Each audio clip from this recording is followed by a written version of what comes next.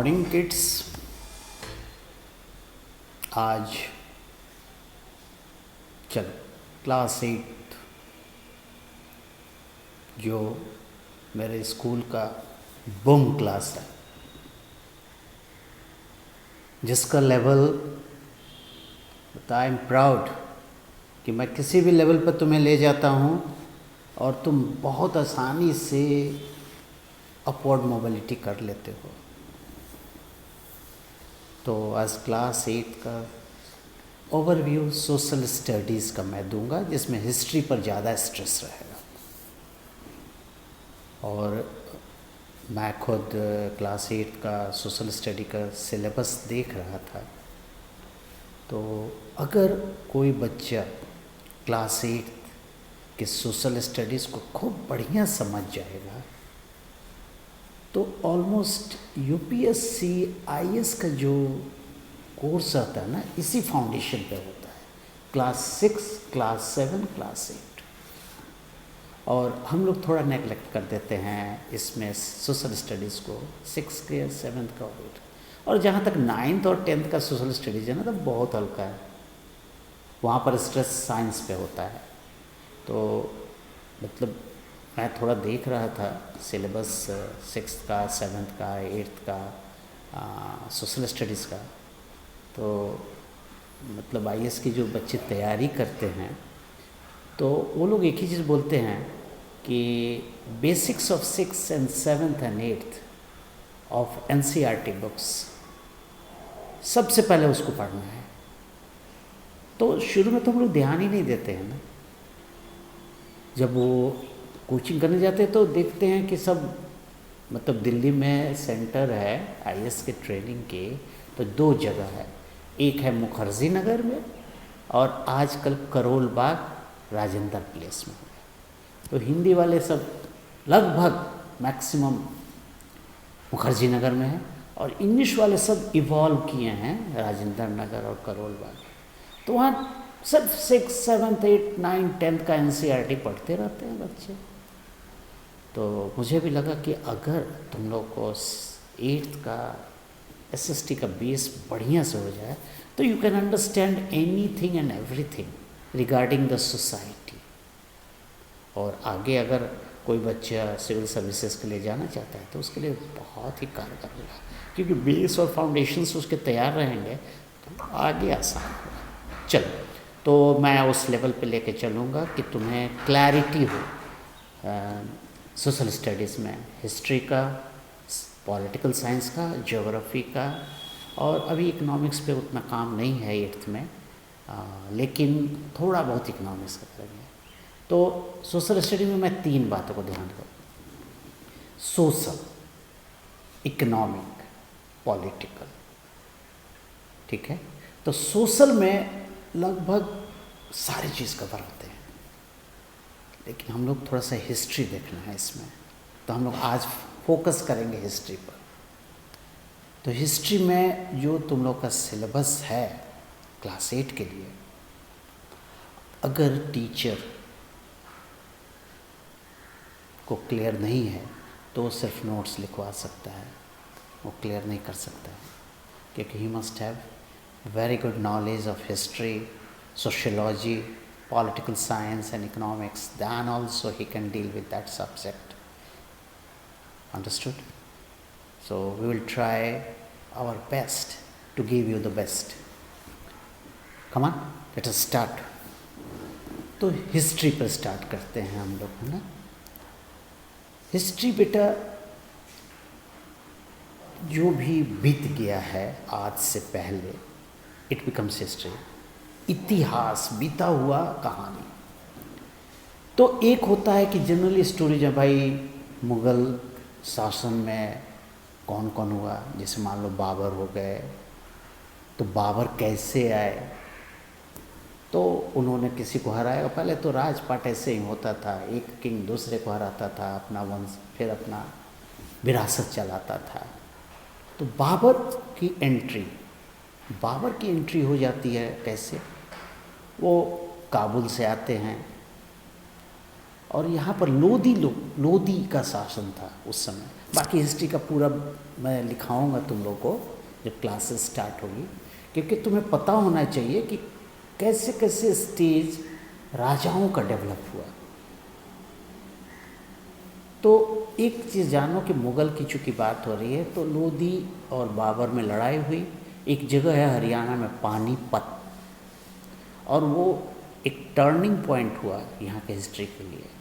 पानीपत में लड़ाई हुई, बाबर ने लोदी को हराया और मुग़ल शासन शुरू हुआ। ठीक है। अब मुग़ल शासन जो शुरू हुआ तो ये लोग भी करीब करीब समझो कि 200 साल ये लोग भी रहे। 1500 से शुरू किए और 1600 पूरा कंप्लीट किए। इनके भी लगभग मानो बाबर, उसके बाद हुमायूं, अकबर, जहांगीर, शाहजहाँ, औरंगजेब, ये लोग पूरा एक्सपेंड ऑल ओवर इंडिया शासन करते थे। लेकिन उसके बाद थोड़ी गिरावट आने लगी। अब गिरावट का मेन कारण क्या हो गया कि एक अन्य घुसपैठिया आया इंग्लैंड से। अब इंग्लैंड वाला को क्या मतलब था इंडिया आने का?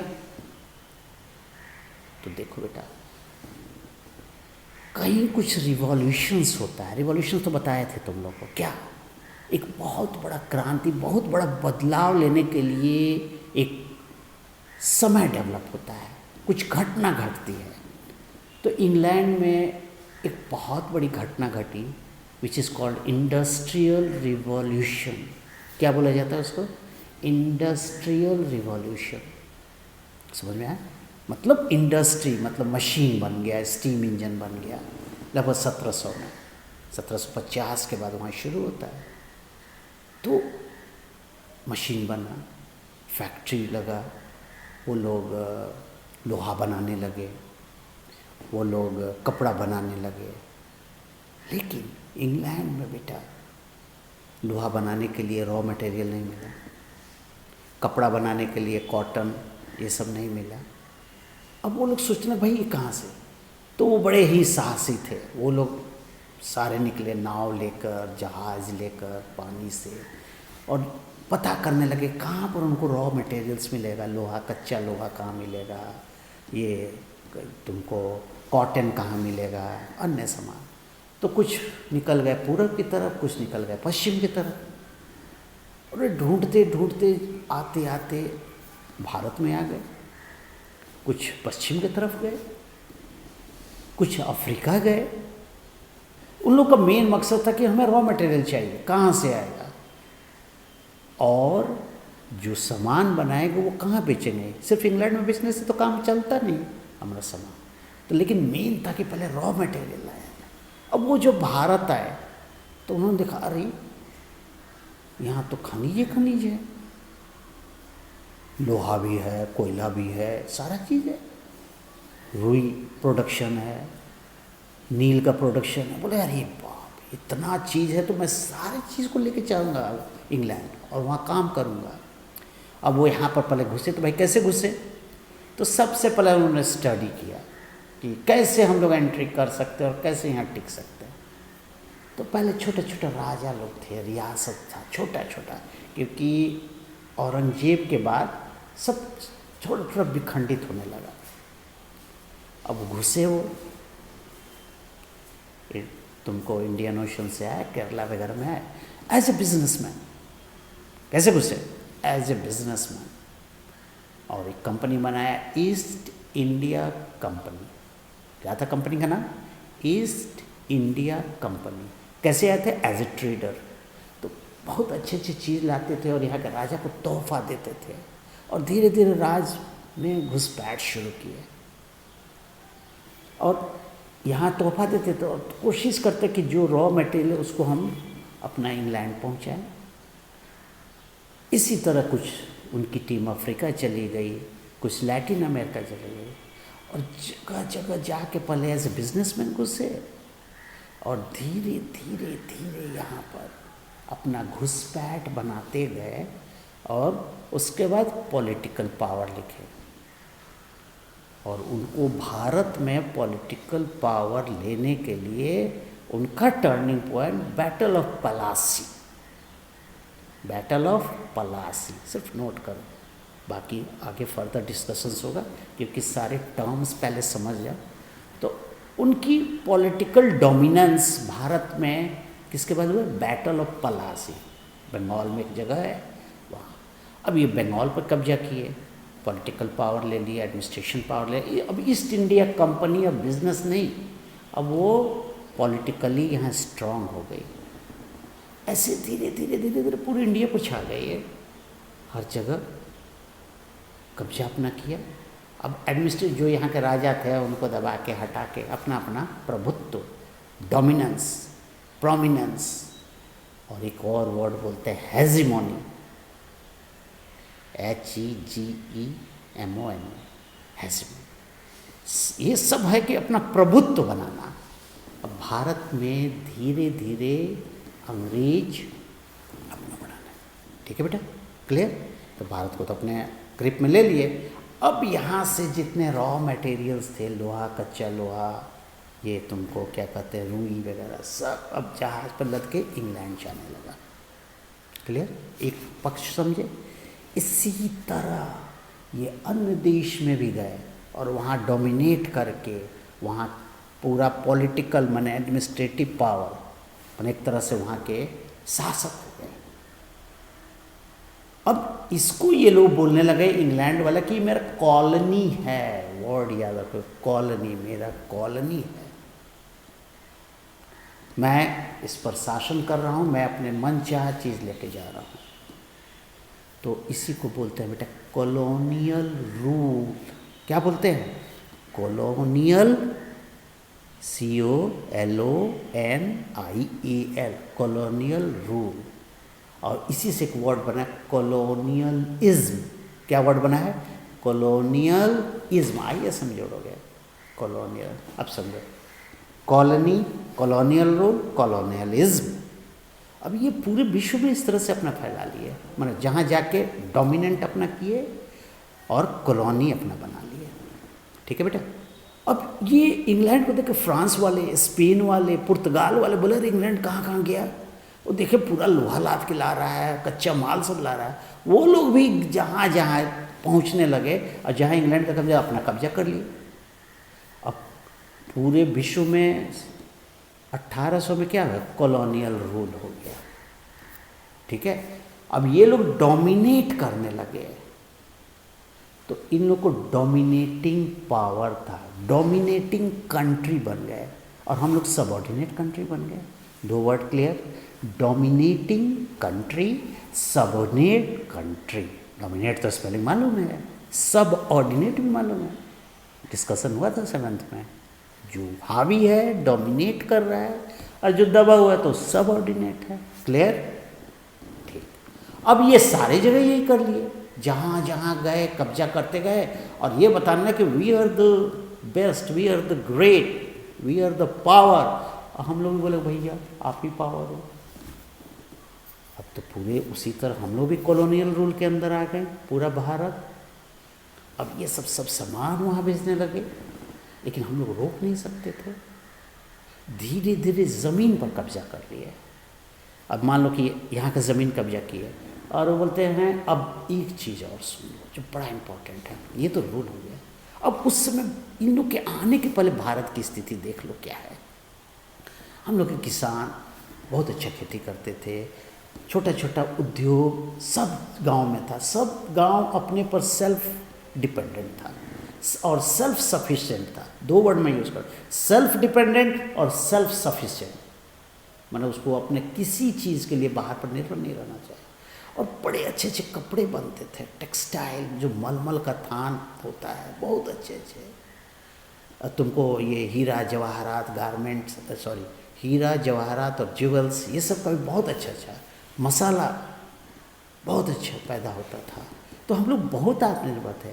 लेकिन वो देखें कि ये किसान अगर और ये वर्कर अगर अच्छा खेती करते हैं और अच्छा कपड़ा बनाते हैं, तो इंग्लैंड में जो कपड़ा वो बन रहा है वो कैसे होगा, वो कैसे बिकेगा?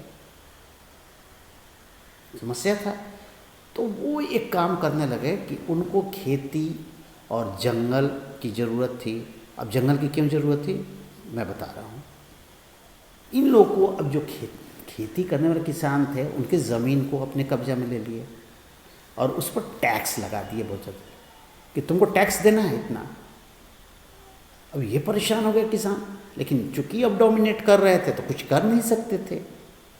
ज़मीन इनके हाथ से जाने लगी और ये लोग अब लेबर हो गए। किसान क्या हो गए? लेबर। अब इनको पैक करके ले जाता था, मान लो आसाम ले गया, बोला चाय बागान में काम करो, इधर से लाद लिया वेस्ट इंडीज़ ले गया, सब मजदूर बना के हमारे पूरे इंडस्ट्री को समाप्त कर दिया। जो यहाँ का आर्किटेक्चर था, जो कल्चर था, सब धीरे धीरे ख़त्म किया। अब जो काम करने वाले लोग थे वो तो अब जो आर्टिस्टिक वर्क करते थे, जैसे पोट्री बना रहे हैं, तुमको छोटे छोटे जो भी वेपन्स बना रहे हैं, कपड़े बना रहे हैं, सिल्क बना रहे हैं, अब इन लोगों को सबको कहाँ किसके लिए गए? लेबर बना दिया। तो हमारी इंडस्ट्री ख़त्म। अब कपड़ा नहीं बनना शुरू हुआ क्योंकि हमारे इंडस्ट्रीज तो अब लेबर हो गए हैं। अब वहाँ से जो कपड़ा बन गया अभी आज बेचने लगे, तो हमारी इंडस्ट्री ख़त्म। एक तरफ समझ लो, एक तो हमें बर्बाद किया, अब हमको सब लेबर बनाया। अब लेबर जो बना तो इन लोग को सामान पहुंचाने के लिए, मान लो कि अब जैसे लोहा कहाँ का मिलता है? अच्छा अभी ज्योग्राफी में नहीं हुआ है बेटा, तो मान लो कि जो हमारा प्लेटू एरिया है, जैसे झारखंड, मध्य प्रदेश, छत्तीसगढ़, उड़ीसा, ये सब एरिया जो सेंट्रल एरिया है, ठीक है, वहाँ पर लोहा है। अब इसको निकालना था इन लोग को और भेजना कहाँ था? इंग्लैंड। मतलब अब इंग्लैंड भेजने के लिए समुद्र के किनारे जहाँ जहाज़ लगती थी वहाँ भेजना रहता था। मान लो मुंबई में लगती थी, गुजरात में लगती थी, फिर नीचे जितना है, फिर ईस्टर्न में विशाखापट्टनम। तो ये बोले कि हमारा लोहा पहुँचाना कैसे पहुँचेगा? तब ये लोग बोले कि इंडिया में ट्रेन की सुविधा बनाए। तो उसके लिए पटरी लगता है ना, जिसको स्लीपर बोलते हो, सारे जंगल काटे, पटरी लगाए और वहाँ से पटरी लगा के सबको रेल बिछाए और अब लोहा वगैरह को ट्रांसपोर्ट करने लगे। कहाँ? जहाँ इनकी जहाज़, पानी की जहाज़, तो उस पर सामान सब लदाने लगा। तो रेल का एक जाल बिछा दिए यहाँ पर और सारे इंग्लैंड आके छोटे छोटे जगह पर पूरा पॉलिटिकल कब्जा तो किए हुए थे, सब जगह अपनी डोमिनेंस बढ़ा के सारे चीज़ को अपने कैप्चर में कर लिए। अब ये कॉलोनियल रूल अब बढ़ गया। अब कॉलोनियल रूल समझ में आया तो कब्जा में आ गया। एक चीज़ उन्होंने बोला कि अब कुछ पढ़े लिखे लोग को भी ज़रूरत है, तो एजुकेशन लाए। एजुकेशन में एक साहब जो मैकेले नाम है, क्या नाम है? मैकेले। वो भारत वगैरह सबका दौरा किया और उन्होंने बोला कि भाई इनको तो मुझे किरानी बनानी है और ऐसा करना है कि इन्हें मैं अपने वर्क के लिए इस्तेमाल करूँ। तो ऐसा एजुकेशन जो यहाँ का सिस्टम था, जो भी पढ़ाई का सिस्टम, गुरुकुल था, जो चीज़ सेल्फ सफिशिएंट बनाने का मैंने स्कूल सब था, सबको डैमेज करके सब जगह यहाँ के लैंग्वेज को हटाकर इंग्लिश को लगाया और ये चीज़ फीलिंग दिए यहाँ के लोगों के, तुम इंग्लिश पढ़ोगे तो यू विल बी सुपीरियर। ठीक है, उस पढ़ाई से फ़ायदा घाटा उस पर बाद में, जिस तरह से उन्होंने डैमेज किया इसकी बात मैं कर रहा हूँ। उससे फ़ायदा भी हुआ है क्योंकि हमारे यहाँ रेलवे नेटवर्क, इस पर अभी बात नहीं कर, डेवलपमेंट में क्या हुआ उस पर बात। जो हम लोग कॉलोनियल रूल के अगेंस्ट में हुए हैं, मैंने उसका कारण मैं बता रहा हूँ। तो अभी तो पूरा हावी हो गए हैं उन लोग। एजुकेशन सिस्टम भी ऐसा किया कि भाई आप क्लर्क बनोगे, आप मेरे सहायता के लिए एजुकेशन होंगे, और अपनी जो कल्चर है उसको तो दबा दो, ख़त्म करो, क्योंकि अपने कल्चर, अपने किताब, अपने लैंग्वेज पढ़ोगे तो तुमको फीलिंग्स होगी, वो चीज़ ख़त्म किया। तो अब हम लोग पूर्ण तरह से हर चीज़ के लिए डिपेंड हो गए and we became modern slaves in their hands. चलो, अब इसमें सिर्फ इंडिया में नहीं, जितने जगह ये गए कॉलोनियल रूल किया, तो colonial rule word must be clear. ठीक है, और इसी बीच कुछ कुछ घटनाएं ऐसी हुई जो कुछ लोग के अंदर जागरूकता आने लगी कि हमें अंग्रेज से लड़ना होगा, उनको अपने देश में नहीं, क्योंकि वो मेरे ऊपर शासन कर, उनको भगाना होगा। तो उसी समय कुछ घटनाएं हुई, जो फौज में विद्रोह हुआ, सिपाही में विद्रोह हो गया 1857। एक अलग चैप्टर है, इस पर डिस्कस करेंगे, लेकिन ये जो कंटिन्यूटी जा रही है 1947 तक, इसको समझ लो पहले। उसको बोलते हैं सैनिक विद्रोह, सिपाही म्यूटिनी, MUTINY, म्यूटिनी, सिपाही म्यूटिनी। उसमें कुछ जो मेन नाम तुम्हें जानता है, एक था मंगल पांडे। ये लोग उसके विरोध में विद्रोह शुरू किए, लेकिन कुछ लोग हर जगह बेटा वो अपना स्पाई रखे हुए था, उन लोग को पता चल गया, वो ला के पूरा विद्रोह को समाप्त किया अंग्रेज लोग। उनके पास वेपन था ना, तोप था, बंदूक था, यहाँ तो कुछ खास था नहीं, दबा दिए। अब अंग्रेज समझे कि अरे ये तो विद्रोह कर सकते हैं, तो सबसे पहला काम उन्होंने किया कि एडमिनिस्ट्रेशन को बहुत ही तगड़ा किया, और यहाँ पर एक पॉलिसी लगाने लगे कि यहाँ पर रिलीजन से जो थे ना, उनके अंदर बंटवारा, जिसको डिवाइड एंड रूल पॉलिसी बोलते हैं। सबकी फीलिंग्स को अलग अलग करने लगे, हिंदू की फीलिंग्स अलग, मुस्लिम की फीलिंग्स अलग, जो नीचे का, सबको मैं डिवाइड करके काम करना शुरू कर दिए। ठीक है। और वैसे ही हम लोग के यहाँ एक चीज़ बहुत भयंकर था, छुआछूत, अनटचेबिलिटी। एक अलग हेडिंग है, इस पर बाद में बात करेंगे। ठीक है। अब ये बढ़ते गया। अब छोटे छोटे जगह में किसान परेशान हो गए।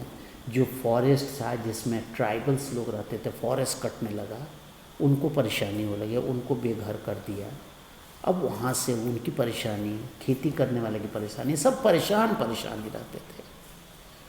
तब क्या हुआ कि थोड़ा थोड़ा जो लोग पढ़े थे उन लोगों को लगने लगा कि नहीं, कुछ गड़बड़ हो रहा है।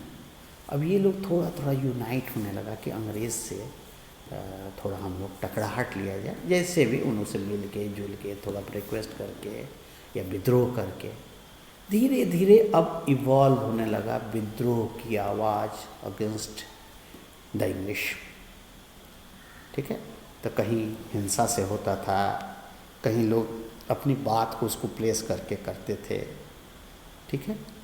तो 1900 तक तो कोई बहुत कुछ हुआ नहीं, लेकिन 1900 के बाद थोड़ा विद्रोह बढ़ने लगा। ठीक है। तो उसमें एक फेज़ में तुमको खुदीराम बोस वगैरह हुए, राम प्रसाद बिस्मिल हुए। ये लोग कुछ जानता नहीं था, तो छोटा छोटा असंगठित क्षेत्र, मतलब कोई प्लान करके नहीं, कहीं जाके बम फेंक देना, कहीं मार देना, ये सब चलता। ये लोग चूँकि अकेले रहता, पकड़ा जाता था।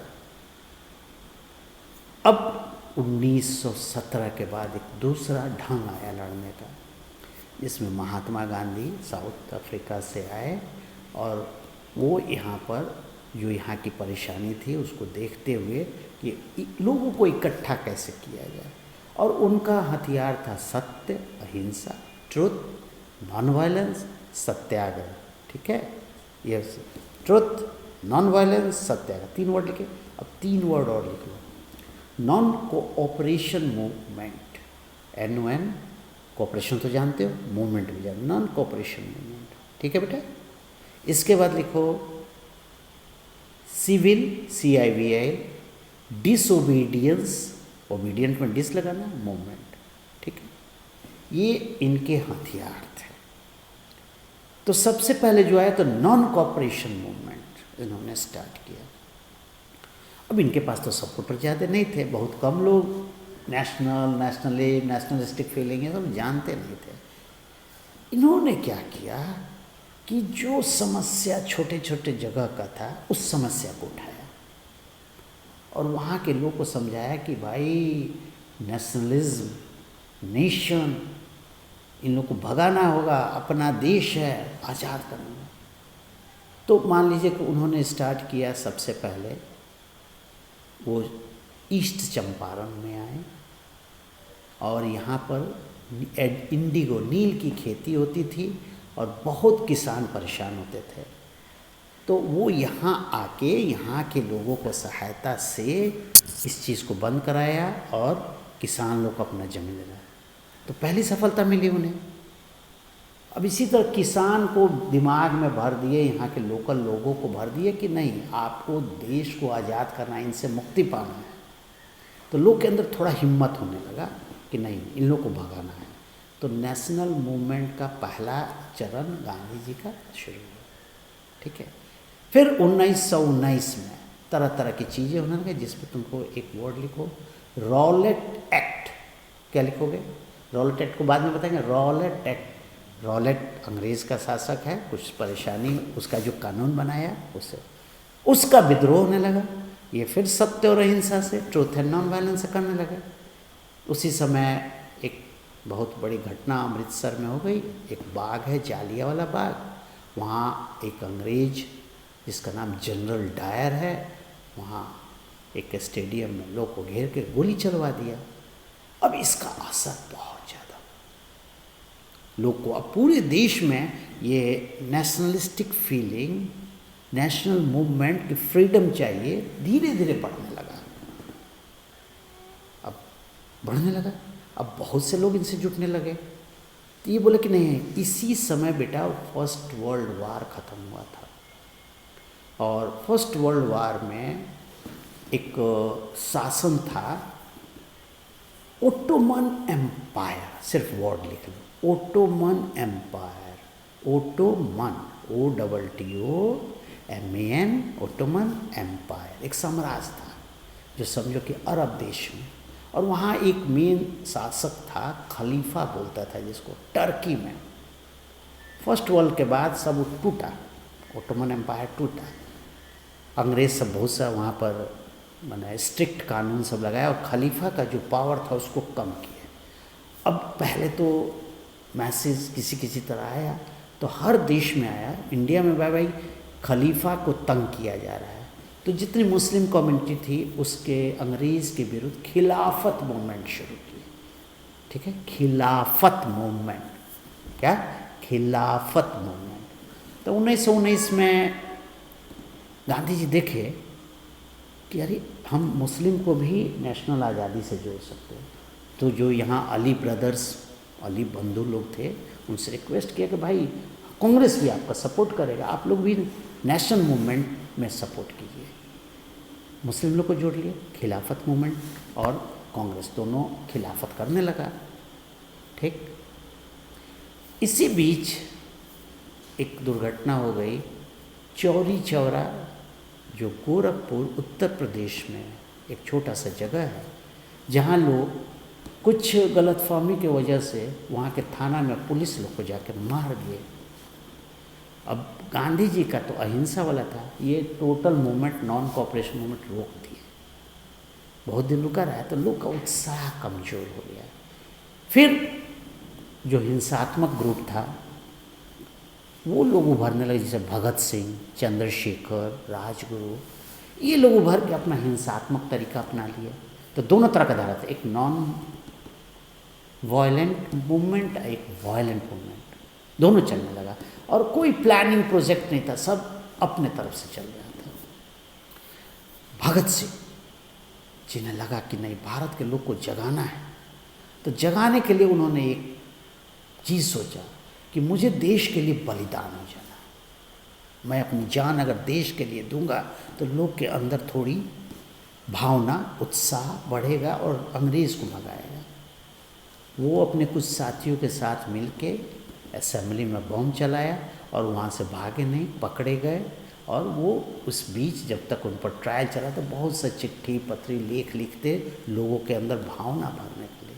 खैर उनकी फांसी जब हो गई तो लोग के अंदर थोड़ा उत्साह बढ़ा, ठीक है, समझ में आया।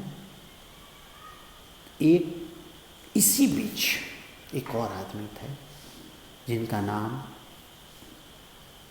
डॉक्टर भीमराव अंबेडकर। वो भी बाहर से पढ़ के आए थे और यहाँ के जो दबे कुचले समाज से आते थे, और उन्होंने यहाँ बहुत ज़्यादा परेशानी छुआछूत का देखा। तो उनको था कि नहीं, मेरे जो बिरादरी के लोग हैं उनको ऊपर उठाना। तो वो बहुत प्रभावित हुए थे फ्रेंच रेवोल्यूशन। फ्रेंच रेवोल्यूशन तो थोड़ा बहुत डिस्कस किए थे तुम लोगों से, ठीक है। अगर नहीं तो जो लेक्चर चल रहा है तो क्लास 9th का एक लेक्चर है फ्रेंच रेवोल्यूशन पर, उसको थोड़ा सुन लेना, ठीक है। और फ्रेंच रेवोल्यूशन के 3 वर्ड बहुत इंपॉर्टेंट जन्म लिए, लिबर्टी, इक्वलिटी, फ्रेटर्निटी। इक्वलिटी मतलब बराबर। इससे बहुत प्रभावित हुए भीमराव अंबेडकर और बोले कि नहीं, जितने आदमी मेरे भी तबके के सब बराबर है, जो बड़े कास्ट है, नीचे कास्ट है, सब बराबर, इक्वलिटी पक्का। और अपने लोग को इकट्ठा करने लगे। और गांधी जी देखे कि नहीं, अगर मैं इन लोग को भी मिलाऊं तो मेरा बेस, माने जो नेशनल मूवमेंट का, चौड़ा होगा। तो कुछ कुछ परेशानियां, कुछ इनकी बातें हुई, कुछ अंबेडकर से मैंने कोई कोई मुद्दा लेके मतलब झगड़ा झंझट, माने बहस वगैरह चलते रहे। कुछ चीज़ें जो अंबेडकर डिमांड किए, लेकिन अंत में तो दोनों ने एक जगह समझौता किया पूना में, जिसको पूना पैक्ट बोलते हैं, पूना की संधि। इसमें सब लोग मिले और देश की फ्रीडम मूवमेंट में सब लोग काम शुरू कर दिए, ठीक है। एक गांधी जी को और मौका मिला 1930 में, जिसमें नमक कानून बना, जो बहुत कड़ा था। नमक कानून जो अंग्रेज़ के पक्ष में था और भारतीयों को नमक नहीं बनाना था और टैक्स लग गया उस पर। अब ये बोले, तब औरतों लोग से जाके बात करने लगे पूरी कांग्रेस पार्टी, अरे देखो, अगर नमक नहीं रहेगा तो घर में खाना कैसे बनेगा। और औरतें बोले हाँ, तो बोले चलो इसके लिए हम लोग कानून उसका हम लोग नहीं माने, और वही शुरू हुआ सिविल डिसोबीडियंस मूवमेंट, ठीक है। हम लोग कानून नहीं मानेंगे। और गांधी जी अपने पूरे टीम के साथ साबरमती आश्रम से दांडी, जो समुद्र का किनारा है, वहाँ तक गए और रोज़ प्रचार होता गया, प्रचार होता गया। बहुत लोग, औरतें भी जुट गई, अब औरतें भी आने लगी नेशनल मूवमेंट में। तो सारे का प्लेटफॉर्म तो बहुत बड़ा किया और वहाँ जाके नमक बनाया, कानून तोड़ा। तो अब धीरे धीरे सारे भारत में है कि भाई अंग्रेज़ को भगाना है। करते करते 1930 होते 10-12 साल, थोड़ा कभी तुमको ये आंदोलन तेज होता था कभी, लेकिन सब देखते देखते जब सब लोग को आ गया तो 1942 में इन्होंने एक नारा लाया, अंग्रेज़ भारत छोड़ो। क्योंकि अब देखे कि सब लोग तैयार है, मैंने अंग्रेज़ के शासन से परेशान है, तो बोले quit India movement. 1942 quit India movement. सारे टर्म्स लिखते जाओगे according to the time phase, chronology है ये। जैसे 1917 से शुरू हुआ, 1917 में 1750 से मैं लेके चल रहा हूँ, जब अंग्रेज वहाँ पर अपना इंडस्ट्री बैठा है। कैसे कैसे क्यों इंडिया आते हो, उनको यहाँ लाभ दिखाई दिया तब ना, नहीं तो अपना खुश थे इंग्लैंड में। अब अंग्रेज भारत छोड़ो, अब उसी समय सेकेंड वर्ल्ड वार हो गया। सेकेंड वर्ल्ड वार हुआ तो अंग्रेज बोले चलो भाई, तुम वार ख़त्म होगा तो हम तुम लोग को आज़ादी देंगे। अपनी मिलिट्री वगैरह को भी लिए यहाँ से, भारतीय लोग को लेके। लेकिन कुछ लोग इसके अगेंस्ट थे, जिसमें सुभाष चंद्र बोस। ये बोले कि नहीं, ये बहुत उस्ताद है अंग्रेज सब, खाली बार बार कहता है, कुछ करता नहीं। तो वो एक फ़ौज बनाए, आज़ाद हिंद फ़ौज, जो अंग्रेज़ के विरुद्ध लड़, ठीक है। और इसके लिए ये सपोर्ट लिए जो अंग्रेज़ के विरुद्ध कंट्री था सेकेंड वर्ल्ड वॉर में, जिसमें जापान, जर्मनी और इटली। सेकेंड वर्ल्ड वार को चर्चा बाद में करेंगे। अब ये जापान से अपना सहायता लेने जा रहे थे, अचानक प्लेन क्रैश हो गया। अनफॉर्चुनेटली सुभाष चंद्र बोस का डेथ हो गया। लेकिन तब तक यहाँ पर 1946 के बाद एक माहौल बन गया कि अंग्रेज़ अब जाएंगे, अब नहीं रहेंगे। और करते 1947 में हमें आज़ादी मिली, ठीक है, आज़ादी मिली। और उस समय बेटा एक और दर्दनाक घटना हो गई कि यहाँ पर डिवाइड एंड रूल जो पॉलिसी लाए थे, ये हिंदू मुस्लिम को बांट दिए और मुस्लिमों को बोलने लगे कि तुम्हारा भी एक देश बनना चाहिए। तो वो लोग भी यहाँ अपने में लड़ने लगे, जो यहाँ के लोग थे, कि नहीं, मुस्लिम बोले कि मुझे एक कंट्री चाहिए। और 1947 में जब बंटवारा हुआ, बोले 1947 में जब आज़ादी मिली तो देश के भी दो टुकड़े हो गए। एक बड़ी दर्दनाक आज़ादी तो मिली, लेकिन ये एक बहुत दर्दनाक घटना हुई, देश के दो टुकड़े हो गए, बहुत से लोग पलायन किए, बहुत से उधर से पलायन किए, एक बना पाकिस्तान और एक बना हिंदुस्तान। ठीक है, उधर जिन्ना वगैरह जाके अपना संभाले, इधर नेहरू जी संभाले। खैर, अब तो देश बन गया, ईश्वर को क्या मंजूर होता है, तो डिवाइड एंड रूल से मतलब पूरा भारत में डिवाइड हो गया। चलो ये एक अलग बिंदु है, इस पर हम लोग अभी बात नहीं करेंगे, लेकिन जो घटना घटी 1947 तक, ये चीज़। अब कैसे हमारे देश में मुग़ल आए, मुग़ल के बाद अंग्रेज़ आए, अंग्रेज़ के बाद फिर इंडिया आज़ाद हुआ, और 1947 के बाद जब हम लोग आज़ाद हो गए, तो अभी अपना देश हम लोग चला रहे हैं। शासन का तरीका हम लोग का डेमोक्रेसी है। व्हाट इज़ डेमोक्रेसी, तो तुम लोग को नहीं, तुम लोग को डिस्कस। डेमोक्रेसी में हम लोग खुद गवर्नमेंट, मतलब राजा वगैरह का कोई बात नहीं होता है, इलेक्शन से बनाते हैं, वो पॉलिटिकल साइंस में हम लोग डिस्कस करेंगे। तो प्राइम मिनिस्टर बनता है, तो नेहरू जी बने। लेकिन जब देश आज़ाद हुआ, 1947 तक एकदम क्लियर है, अब देश आज़ाद हुआ तो अनेक तरह की परेशानियाँ थी। हम लोग के पास अनाज नहीं था, अकाल था, भूख से लोग मर रहा था, दूसरा जात पात का लफड़ा था, कास्ट प्रॉब्लम था। तो देखो बेटा, हंगर प्रॉब्लम, कास्ट प्रॉब्लम, और तुमको कॉन्फ्लिक्ट प्रॉब्लम, स्ट्रगल। तो सबसे पहले प्राइम मिनिस्टर बोले कि नहीं, पहले हमें फूड सिक्योरिटी चाहिए। तो फूड उपज ज़्यादा बढ़ाने के लिए हमारे जो कंटेम्प्रेरी प्राइम मिनिस्टर, तत्कालीन प्राइम मिनिस्टर नेहरू जी ने बहुत काम किया फूड सिक्योरिटी के लिए, कि खाना आदमी को, इंसान को मिले, हर आदमी, जितना आदमी है भारत में, सबको खाना मिले। और ग्रेजुअली आज के डेट में सेल्फ सफिशिएंट हो गया है फूड के मामले में। हम लोग को साल भर बैठ के खा सकते हैं, कोई दिक्कत नहीं है। अभी कोरोना वायरस हुआ है ना, सब लोग, हम लोग घर में लॉकडाउन है, अगर पैसे भी खर्च होगा तो गवर्नमेंट का एक रिस्पॉन्सिबिलिटी, सब जगह अनाज पहुंचाएगा, सब जगह पैसा देगा, उसके पास है, सरप्लस है। तो ये फूड सिक्योरिटी की वजह से हुआ। अगर मान लो उसी समय वाला स्थिति रहता, अकाल वाला, भूखमरी, तो आज तो हम लोग सब लोग मर जाते। लेकिन चलो, देश सेल्फ सफिशिएंट हुआ इन फूड सिक्योरिटी हुआ। अब उसके बाद 1947 नेहरू जी, बहुत बड़ा काम, 1947 से लेकर 1964 तक, जब तक वो थे, अब बोले कि इंडस्ट्री, हमारे वर्कर जो हैं, खाली किसान नहीं, उनको काम दे, तो इंडस्ट्री बैठाना शुरू करे। अपने पास तो पैसा नहीं था, तो थोड़ा सा रशिया वगैरह से हेल्प लेके इंडस्ट्री बैठाए।